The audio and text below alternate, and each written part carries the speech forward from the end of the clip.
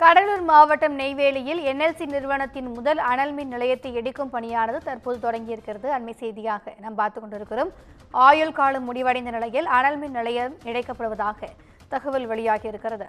என்எல்சியின் முதலாவது அனல் மின் நிலையம் 2020ஆம் ஆண்டு செப்டம்பர் மாதம் முதல் மூடப்பட்டது. அனல் மின் நிலையத்தை மூடுவதால் ஏற்படும் மின் இழப்பை ஈடு செய்யும் வகையில் புதிய நிலையமானது செயல்பட்டு வருகிறது. இந்த நிலையில் ஆயுள் காலம் முடிவடைந்த முதல் அனல் மின் நிலையத்தை எடுக்கும் பணியானது தற்போது தொடங்கியிருக்கிறது. கூடுதல் விவரங்களை எமது செய்தியாளர் விவேக்குமார் வழங்க கேட்கலாம். வணக்கம் விவேக்குமார், இது குறித்தான கூடுதல் விவரங்கள். வணக்கம் திவ்யா. என்எல்சியோட நிறுவனத்தின முதல் அனல் மின் நிலையம் இடிக்கும் பணி தற்பொழுது நடைபெற்று வருகிறது. கடலூர் மாவட்டம் நெய்வேலியில பாத்தீங்கன்னா நிலக்கரி மூலம் மின்சாரம் உற்பத்தி செய்ய 1962 ஆண்டு முதல் இந்த அனல் மின் நிலையம் தொடங்கப்பட்டது. அதிலிருந்து 600 மெகாவாட் மின் உற்பத்தி செய்யப்பட்டு வந்த நிலையில இந்த அனல் மின் நிலையம் ஜெர்மன் மற்றும் ரஷ்ய தொழில்நுட்பங்களுடன் கூடிய பொறியாளர்களால் வடிவமைக்கப்பட்டது. மேலும் இந்த அனல் மின் நிலையத்திற்கு 25 ஆண்டுகள் காலக்கெடு நிர்ணயிக்கப்பட்டது. இதனை அடுத்து அந்த அனல் மின் நிலையத்துல ஒரு சில முறைகள் புதுப்பிக்கப்பட்டு மீண்டும் இயங்க தொடங்கியது.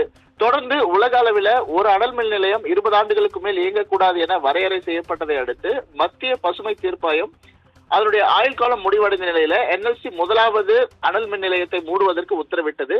அதன் பேர்ல நெய்வேலி என்எல்சியில் இருக்கக்கூடிய அந்த முதலாவது அனல் மின் நிலையம் 2020ஆம் ஆண்டு செப்டம்பர்ல மூடப்பட்டது. இதனை அடுத்து அந்த அனல் மின் நிலையத்தை மூடுவதால் ஏற்படும் மின் உற்பத்தி இழப்பை தடுக்கும் வகையில புதிய அனல் மின் நிலையம் செயல்பட தொடங்கி தற்போது அதன் பணியில் உள்ளது. இதனை அடுத்து அந்த அனல் மின் நிலையத்தை பாதுகாப்பாக இடிக்கும் பணி தொடங்கியுள்ளது. கிட்டத்தட்ட 52 ஆண்டுகளுக்கும் மேலாக என்எல்சியின் அடையாளமாக திகழ்ந்து வந்த அந்த முதலாவது அனல் மின் நிலையத்தில் இடிக்கும் பணி தற்போது நடைபெற்று வருகிறது.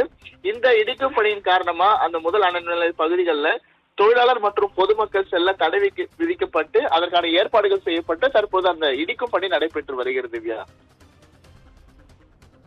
கூடுதல் விவரங்களுக்கு நன்றி விவேக்குமார்.